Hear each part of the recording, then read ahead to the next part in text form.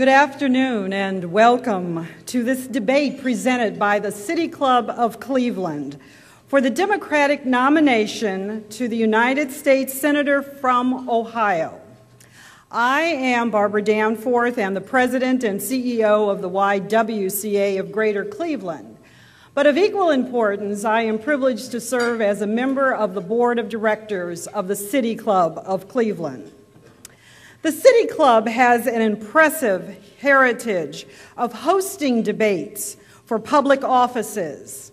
In our civic and civil debates, we go face-to-face, in person, and in depth. You, the audience, and you, the voters, will have an opportunity to ask questions today. Many thanks to those of you who are here today, and those watching and listening on IdeaStream and through our webcast and our podcast.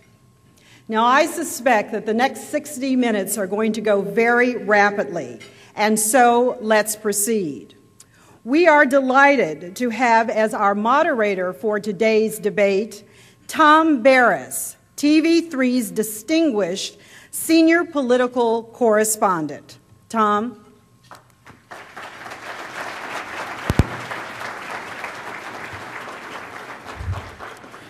Thank you very much, Barbara. I am delighted, and it's an honor to moderate this debate between Jennifer Brunner and Lee Fisher, candidates for the Democratic nomination for United States Senate from Ohio. Both these candidates are well-known office holders. Lee has been serving as Lieutenant Governor of Ohio and Jennifer as Secretary of State as late. I will let them outline their qualifications and experience further if they wish as part of their time. Now, again, this is the main event of the primary campaign season in Ohio, the only time that these two have engaged in a full-fledged debate. And I'd just like to say, Jennifer, from looking at this portrait of you on some of your literature here, you've obviously been training quite rigorously for this event. And Lee, I'd just like to say, I heard about you having your arm in a sling because of having to sign all those thank you notes to campaign donors, but I'm glad you're better now. All right. So the rules for the opening portion of this debate are each candidate gets a total of 5 minutes for both an opening and rebuttal wrap-up statement. It is their choice as to how they will divide up that time.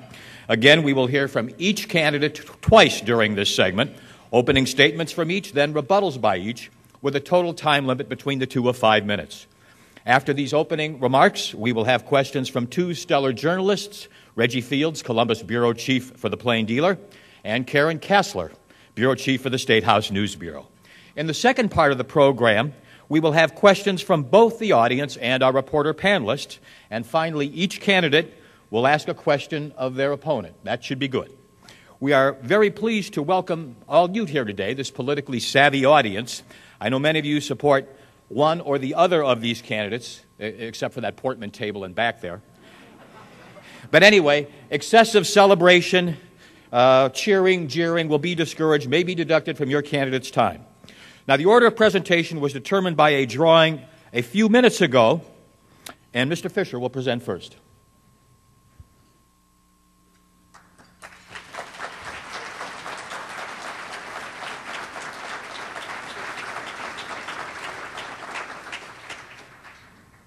Tom, thank you, and thank you for giving this opportunity to me and Jennifer at what is probably the most distinguished citadel of free speech and forum in the country.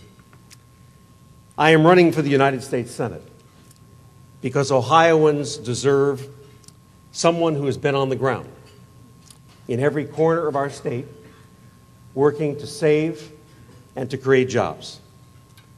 I've worked every day to stand up for Ohio families and small businesses who have been hurt by 8 years of misguided trade and economic policies, disastrous fiscal policies that ran up our national debt, all of which brought us to the deepest economic recession in most of our lives.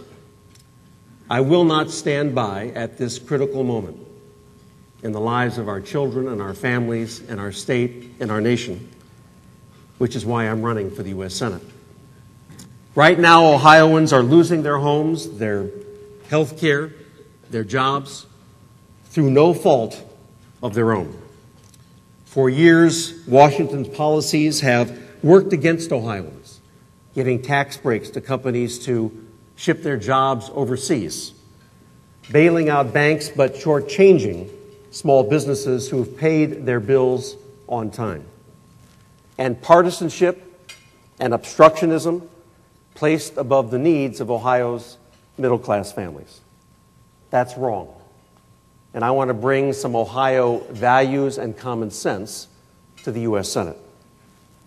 My grandparents, Papa Jack and Mama Sarah, settled in the little town of New Philadelphia, Ohio, in Tuscarawas County, and they opened up a little dress shop, and they had the common sense and the guts to make it work. They taught their family and they taught me the value of an honest day's work and thrift and investing in the future. And throughout my life, I've tried to stay true to those values. As head of the Center for Families and Children right here in Cleveland for 7 years, we taught young men how to be responsible fathers. We helped kids stay off the streets and out of gangs. And today, I fight for Ohio's families because they believe in those values too. But sadly, Washington insiders and Wall Street bankers have been working against Ohio families. I learned from Papa Jack and Mama Sarah that every job matters, and I've learned that every single job in Ohio is worth fighting for. Let me give you just one example. One day I got a call from Sue Lesh. She's the mayor of Norwalk, Ohio. I could hear the panic in her voice, and she said, "Lee, the bank has frozen the credit line of Norwalk Furniture. If this happens, they will go under, and if that happens, you might as well close Norwalk, Ohio." So I jumped in my car, and I drove up to see the mayor and the CEO of the company. And it took us several months. But we convinced the bank to give the company more time. We put in a loan, but more importantly, we were able to convince a group of great community leaders to step up to the plate and to save the company, matching what the state had invested. We saved 265 jobs, but in some ways we actually saved a community.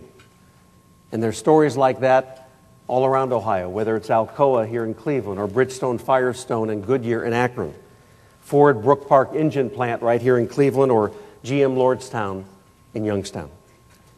But there's nothing that makes me angrier to see all the good work that Governor Strickland and I have done on the ground in every corner of this state, undermined by federal policies that actually work against, not for, Ohio families.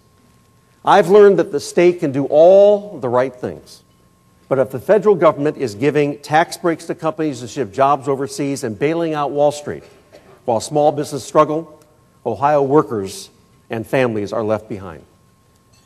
This is not an academic discussion for me because I've been with them on the ground fighting for them. And this campaign, it's all about them. Thank you.